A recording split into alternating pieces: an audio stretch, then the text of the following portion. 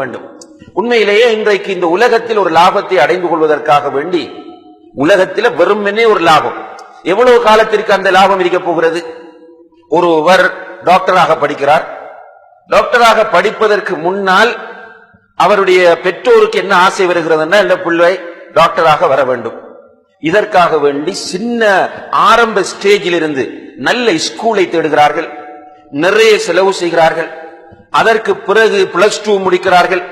+2 முடித்த பிறகு ஒரு நல்ல மெடிக்கல் காலேஜ் எது என்று தேடுகிறார்கள். தேடி பார்த்தால் அந்த காலேஜிலே நம்முடைய பிள்ளையை சேர்ப்பதற்கு 1 கோடி ரூபாய் தேவைப்படுகிறது, 75 லட்சம் ரூபாய் தேவைப்படுகிறது. அவ்வளவையும் அள்ளி கொடுக்கிறார்கள். கொடுத்து அந்த மாணவனும் அந்த காலேஜிலே 5 வருடங்கள் படித்து டாக்டராக மாறுகிறார். எல்லாம் சேர்த்து எவ்வளவு காலத்திற்கு இந்த உலகத்தில் அவன் வாழ போகிறான்? மேக்சிமம் எவ்வளவு காலம் வாழுவான்?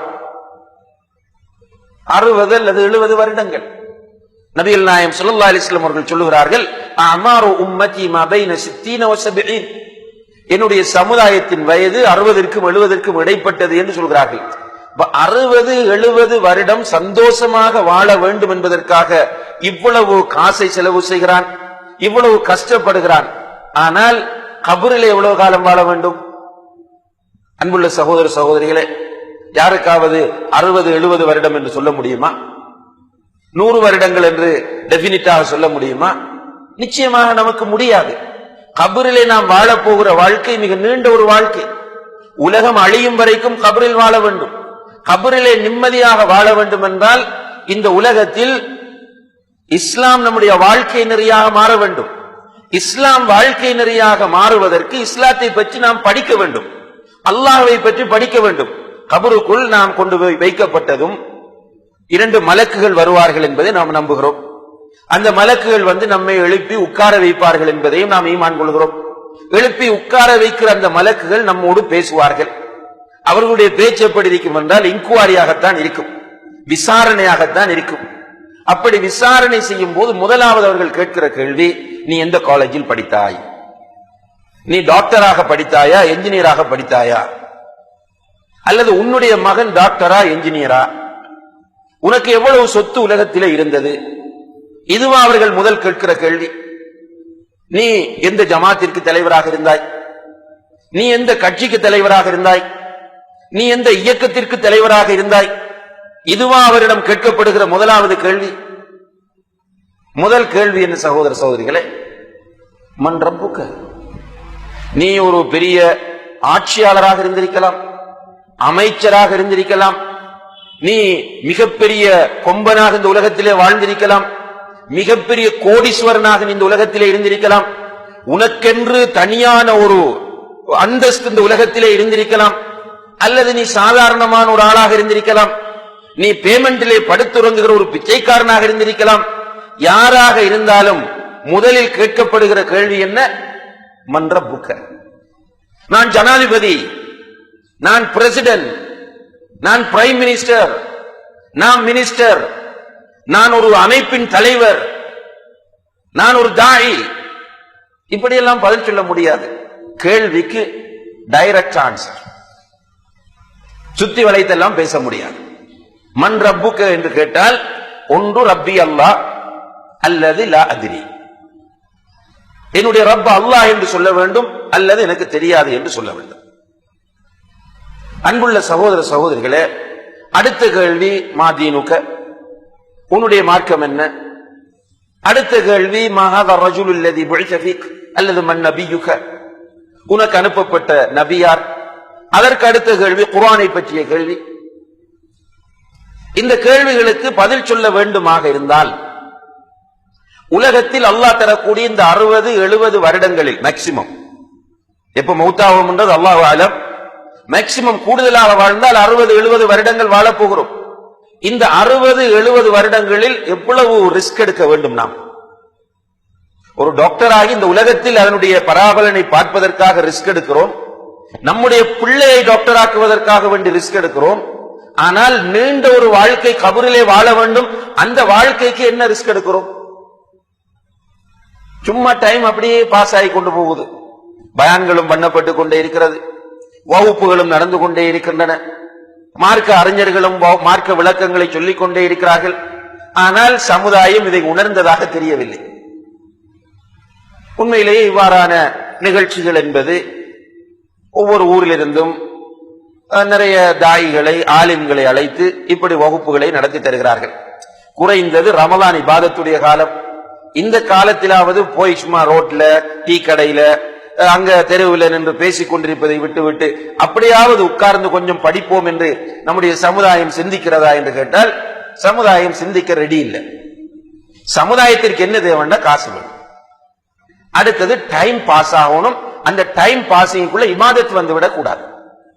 நேரம் போய்கொண்டே இருக்க வேண்டும். நேரத்தை எப்படி கழிக்க வேண்டும் என்றால் ஜாஹிலியத்தில் கழிக்க வேண்டும். சினிமா பார்க்கலாம், பாடல் கேட்கலாம், அரட்டை அடிக்கலாம், ஏதாவது அரசியல் கூட்டங்களில் போய் நிற்கலாம், ஆர்ப்பாட்டங்களில் கலந்து கொள்ளலாம். ஆனால் அவர்களை மார்க்கம் படிக்க வாருங்கள் என்று கூப்பிட்டால் மார்க்கம் படிப்பதற்கு யாரும் தயாரில்லை. ஆனால் என்ன நினைப்பிருக்கிறது தெரியுமா? ஒரு சிலரிடத்திலே நினைப்பிருக்கிறது, நான் தான் பெரிய மார்க்க அறிஞர் என்கிற நினைப்பிருக்கிறது. அவரிடத்தில் போய் நீங்கள் எதை கேட்டாலும் உடனடியாக உங்களோடு விவாதிப்பதற்கு அவர் தயாராகி விடுவார். மார்க்க அறிஞர்களை குறை கூறிக்கொண்டே இருப்பார். நீங்கள் பார்க்கலாம், நடைமுறையில் மஸ்ஜிதிலோ அல்லது தெருவிலோ அல்லது எங்கோ சந்தித்தால் அவர்கள் உட்கார்ந்து அவன் கெட்டவன், இவன் கெட்டவன், அவன் மோசமானவன், இவன் மோசமானவன், அவனுக்கு ஒன்றும் தெரியாது, இவன் இப்படி ஃபத்வா கொடுக்கிறான், இப்படி பட்டியலிட்டுக் கொண்டே இருப்பார்கள். ஆனால் பார்த்தால் பாவம், அவர் குர்ஆன் ஓத தெரியாது, அவர் ஒரு இஸ்லாமிய வகுப்பில் உட்கார மாட்டார். அல்லாஹ் பாதுகாக்க வேண்டும். எப்படி இருந்தாலும் மௌத் இருக்கிறது. மௌத்துக்கு பிறகு கேள்வி கணக்கு கன்ஃபர்ம்டு. இதை யாரும் மறுக்க முடியாது. முஅ்தஸிலாக்கள் தான் அதை மறுத்திருக்கிறார்கள். உலக முஸ்லிம்கள் அனைவருமே ஏகோபித்து தெளிவான வழிகேட்டிலும் மார்க்கத்தை விட்டு வெளியேறிய நிலையிலும் இருக்கிறார்கள் என்று அடையாளப்படுத்தப்பட்ட முஅ்தஸிலாக்கள் என்ற வழிகட்ட பிரிவினர் மாத்திரம்தான் கபருடைய வாழ்க்கையை மறுக்கக்கூடியவர்கள். யாராவது அப்படி மறுக்கக்கூடிய மாதிரி பேசினால் எச்சரிக்கையாக இருந்து கொள்ளுங்கள். சிலர் அப்படி வந்து கொண்டிருக்கிறார்கள். இப்போது இந்த கபருடைய வாழ்க்கையை மறுத்து பேசுவதற்கு ஏற்ற முறையில் இப்போது அவர்கள் வழிகளை ஏற்பாடு செய்து கொண்டிருக்கிறார்கள். எனவே மிக கவனமாக இருந்து கொள்ள வேண்டும். ஏனைய உலக உலமாக்கள், இமாம்கள், சஹாபாக்கள், ரசூல் ஸல்லல்லாஹு அலைஹி வஸல்லம், அல்லாஹ் எல்லோருமே கபருடைய வாழ்க்கை உண்மையானது என்பதை நமக்கு உறுதிப்படுத்துகிறார்கள். இந்த கபரில் உண்மையான ஒரு வாழ்க்கை இருக்கிறது, அல் ஹயாத்துல் பர்ஸகியா என்ற அந்த வாழ்க்கை இருக்கிறது. அந்த வாழ்க்கையில் நாம் ஈடேற்றம் பெற வேண்டுமாக இருந்தால், கண்ணியத்திற்குரிய சகோதர சகோதரிகளே, இஸ்லாமிய கல்வி நமக்கு அவசியம் என்பதை நாம் எல்லோரும் தெளிவாக புரிந்து கொள்ள வேண்டும். உலகத்திற்காக பாடுபடுகிறோம், உலகத்திற்காக தியாகம் செய்கிறோம், உலகத்திற்காக வேண்டி ஏற்று வாங்குகிறோம், உலகத்திற்காக வேண்டி வியர்வை சிந்துகிறோம், சில நேரங்களில் ரத்தம் சிந்துகிறோம், குடும்பத்தை துறந்து வெளிநாட்டிலே போய் 2 வருடங்கள் 5 வருடங்கள் 25 வருடங்கள் எல்லாம் இருக்கிறோம். ஆனால் ஞாயிற்றுக்கிழமைகளிலே நம்முடைய பிரதேசங்களில், உதாரணமாக சென்னையிலே ஞாயிற்றுக்கிழமைகளில் சில இடங்களில் தொடர்ச்சியாக வகுப்பு நடக்கும். இந்த வகுப்புகளுக்கு நீங்கள் வாருங்கள் என்று அழைப்பு கொடுக்கப்படுகிற சகோதரர்கள் கூட அந்த வகுப்புகளிலே கலந்து கொள்வதற்கு தயாரான நிலையில் இல்லை. என்னென்று கேட்டால், வீட்டில் என்கேஜ்மெண்ட், வைஃபை இடத்தில் அழைத்து செல்வதாக சொல்லிவிட்டேன், அல்லது வீட்டுக்கு இன்றைய கெஸ்ட் வருவதாக சொல்லியிருக்கிறார்கள், குழந்தைகளை அழைத்துக் கொண்டு பீச்சுக்கு செல்வதாக சொல்லியிருக்கிறேன், வாரத்தில் ஒரே ஒரு நாள் தான் எனக்கு ஹாலிடே என்று நியாயம் சொல்லிக் கொண்டிருக்கிறார்கள். உலகத்திற்காக வெளிநாட்டிலே 2 வருடங்கள் பெற்ற குழந்தையுடைய முகத்தை பார்க்காமல் உட்கார முடியும் என்ற நிலையில் இருக்கிறவர்களுக்கு அல்லாஹ்வுடைய ரப்புல் ஆலமீனுடைய கலாமாகிய குர்ஆனை படிப்பதற்கு நேரம் கிடைக்கவில்லை என்கிற இந்த வாதம் நம்மிடத்தில் தேவை என்றால், அவரவருக்கு தேவை என்றால் நியாயமாக இருக்கலாம். அல்லாஹ்வை பொறுத்தவரையில் இந்த வாதங்கள் நின்று பிடிக்காது என்பதை நாம் எல்லோரும் தெளிவாக புரிந்து கொள்ள கடமைப்பட்டிருக்கிறோம். எனவே நாம் தியாகம் செய்தே ஆக வேண்டும். நீங்கள் வெற்றி பெற வேண்டும் என்று விரும்பினால், கபருடைய வாழ்க்கையில் நிம்மதியாக உறங்க வேண்டும் என்று விரும்பினால், மஹ்ஷரிலே அல்லாஹ்வுடைய அர்ஷின் கீழ் நிழல் பெற வேண்டும் என்று விரும்பினால், அல்லாஹு தஆலா கடைசியாக கேட்கிற கேள்விகளுக்கு பதில் சொல்ல வேண்டும் என்ற ஆசை நம்முடைய ஆழ் மனங்களில் இருந்தால், இஸ்லாமிய கல்வியை தேடுவதற்காக நாம் நேரம் ஒதுக்க வேண்டும், கஷ்டப்பட வேண்டும் என்பதை இந்த சந்தர்ப்பத்திலே நாம் புரிந்து கொள்ள கடமைப்பட்டிருக்கிறோம்.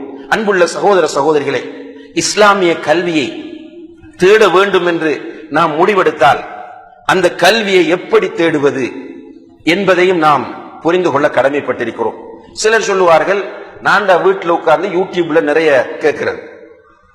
அவனோட ஆர்கியூமெண்ட் என்னென்னால், நம்ம கிளாஸ் ஏதாவது ஏற்பாடு செய்துட்டு, ஏஞ்சி நீங்க கிளாஸுக்கு வரலையா, அப்படின்னு கேட்டா சொல்லுவாங்க, நான் யூடியூப்ல கூட பயான் எல்லாம் பார்க்கிறேன். அதே போன்று சொல்லுவாங்க, நான் பேஸ்புக்ல நிறைய படிச்சுட்டு இருக்கிறேன், நெட்ல நிறைய நான் வாசிக்கிறேன், இப்படி சொல்லுவார்கள். அல்லது என்னென்ன நிறைய டிவிடி இருக்கிறது. அன்புள்ள சகோதர சகோதரிகளே, கல்வியை இதன் மூலம் தேடலாம் என்றிருந்தாலும் கல்வியை தேடுவதற்கான ஒரு ப்ராப்பரான சரியான முறை இது கிடையாது. இப்படி கல்வி தேட ஆரம்பித்ததனால்தான் இந்த கல்வி தேடுகிற மாணவர்களிடத்தில் எந்த பக்குவமும் வரவில்லை. கல்வி தேடுவது ஒரு இபாதத். அந்த இபாதத்திற்கென்று சில ஒழுங்குகளும் வழிகாட்டல்களும் இருக்கின்றன. அந்த ஒழுங்குகளையும் வழிகாட்டல்களையும் பின்பற்றி கல்வி தேடினால் நிச்சயமாக அந்த கல்வி பயனுள்ள கல்வியாக இருக்கும். இன்றைக்கு நீங்கள் நிறைய பேரை பார்க்கலாம், அவர்களோடு உட்கார்ந்து பேசினால் நிறைய இன்ஃபர்மேஷன் இருக்கும், நிறைய தகவல் இருக்கும். ஆனால் அவங்களோட லைஃபை பார்த்தீங்கன்னா அந்த தகவலுக்கு மாற்றமாக இருக்கும். அவர்களை பார்க்கும் போது என்ன உணர்வு வரும் என்றால், அல் இஸ்லாம் ஃபில் குதுப் வல் முஸ்லிமூன ஃபில் குபூர். இஸ்லாம் புத்தகத்திலும் முஸ்லிம்கள் கபறுகளிலும் இருக்கிறார்கள் என்கின்ற உணர்வு தான் வரும். இன்றைக்கு நாவில் இஸ்லாத்தை சுமந்து திரிகிறார்கள், புத்தகங்களில் இஸ்லாத்தை சுமந்து திரிகிறார்கள், பேனாக்களில் இஸ்லாத்தை சுமந்து திரிகிறார்கள். வாழ்க்கையில் இஸ்லாம் கிடையாது. வீட்டுக்கு போய் பார்த்தால் அங்கே இஸ்லாத்தின் லட்சணம் புரியும். அவர்கள் பின்பற்றக்கூடிய இஸ்லாத்தின் தன்மை அங்கே புரியும். மனைவியிடத்திலே அவரை பற்றி கேட்டால் சொல்லுவார், இவர்தான் உங்களுடைய தாய், இவர்தான் உங்களுடைய உழைப்பாளர், உங்களிடத்திலே ஒரு பெரிய தாய் போன்று காட்டிக்கொள்ளக்கூடியவர் இவர்தான் என்பதை மனைவி அடையாளப்படுத்துவார். அந்த அளவுக்கு தான் இருக்கும். இன்னும் சிலர் வந்து சொல்லுவார்கள், பெரிய தாய் என்று சொல்கிறீர்கள், நீண்ட தாடி வைத்திருக்கிறார், பள்ளிவாசலில் எல்லாம் முன்சபிலே இருப்பது போன்று நீங்கள் சொல்லுகிறீர்கள், ஆனால் என்னிடத்தில் பணம் வாங்கி இத்தனை வருடங்கள் ஆகிறது, கால் பண்ணினால் ஆன்சர் இல்லை, போன் நம்பரை மாற்றிவிட்டு இருக்கிறார் என்று சொல்லுவார்கள். இதான் இன்றைக்கு நிறைய பேருடைய நிலை. ஆனால் அவரோடு உட்கார்ந்து நீங்கள் மசாலா பேசி பாருங்கள், மார்க்கம் பேசி பாருங்கள், மாஷா அல்லாஹ் தபாரக்கல்லாஹ் அள்ளி கொட்டுவார் உங்களிடத்திலே குர்ஆன் வசனங்களையும் ஹதீஸ்களையும். இது எதனால் ஏற்பட்டது தெரியுமா? வீதிகளிலே நின்று பயான் கேட்க ஆரம்பித்ததனால் தான் இந்த நிலை வந்தது. ரோட்ல நின்று பயான் கேட்கிறது. சிலர் என்ன செய்வாங்க என்றால், ரோட்ல நின்று மொபைலை வைத்துக் கொண்டு பயான் கேட்டிருப்பார், மொபைல் வரும், ஆன்சர் பண்ணுவார். அதே போல தேவண்டா பக்கத்துல டீ கடை இருந்தா டீ வாங்கி சாப்பிடுவார், பயான் கேட்டிருப்பார். நண்பனோடு பக்கத்துல உட்கார்ந்து ஏதாவது ஒரு விஷயத்தை டிஸ்கஸ் பண்ணுவார், பயான் கேட்டுட்டு இருப்பார். இன்னும் சிலர் எப்படி இருக்கிறாங்க என்றால், இந்த பீச்சுகள்ல அல்லது வேற கடை தெருக்கள்ல நடத்தக்கூடிய பயான்கள்ல போய் பாத்தீங்கன்னா பயான் கேட்டுட்டு இருப்பார், சிகரெட்டும் அடிச்சிட்டு இருப்பார். இதுதான் கல்வி தேடக்கூடிய முறையா? நபிகள் நாயகம் ஸல்லல்லாஹு அலைஹி வஸல்லம் அவர்கள் முஸ்லிம்களுக்கு கல்வியை புகட்டிய முறை இதுதானா? முஸ்லிம் அல்லாதவர்களுக்கு தேவை என்றால் நாம் கடை தெருக்களில் போய் பயான் பண்ணலாம். ஆனால் முஸ்லிமாக இருக்கிற ஒருவன் கல்வியை தேடுவதற்கு எங்கே வர வேண்டும் என்றால் பிரதானமான இடம் மஸ்ஜித். ரசூல் ஸல்லல்லாஹு அலைஹி வஸல்லம் அவர்களுடைய அதிகமான வகுப்புகள் மஸ்ஜிதில் தான் நடைபெற்றிருக்கின்றன. மஸ்ஜிதிலே உட்கார்ந்து படிக்கும் போது அதிலே தனி சிறப்புகள் நிறைய இருக்கின்றன. நபிகள் நாயகம் ஸல்லல்லாஹு அலைஹி வஸல்லம் அவர்கள் சொல்கிறார்கள், சஹீஹ் முஸ்லிமிலே வரக்கூடிய ஒரு ஹதீஸ், மஜ்தமஅ கௌமுன் ஃபீ பைத்தின் மின் புயூத்தில்லாஹ் யத்லூன ஆயாத்தில்லாஹி வ யததாரஸூனஹு ஃபீமா பைனஹும் இல்லா நஸலத் அலைஹிமுஸ் ஸகீனா வ கஷியத்துஹுமுர் ரஹ்மா வ ذكرஹுமுல்லாஹு ஃபீமன் இன்தஹு. ஒரு கூட்டம் அல்லாஹ்வுடைய வீடுகளில் ஏதாவது ஒன்றிலே ஒன்று சேர்ந்து உட்கார்கிறார்கள். உட்கார்ந்து அல்லாஹ்வுடைய வேதத்தை படிக்கிறார்கள், அந்த வேதத்தை ஓதுகிறார்கள். ஓதிவிட்டு அது சொல்லுகிற கருத்துக்களை தங்களுக்கு மத்தியிலே படிக்கிறார்கள். இப்படி அவர்கள் மஸ்ஜிதில் உட்கார்ந்து செய்வார்களாக இருந்தால் அவர்கள் மீது அல்லாஹ்வுடைய புறத்திலிருந்து சக்கீனத் என்ற அமைதி இறங்கும்.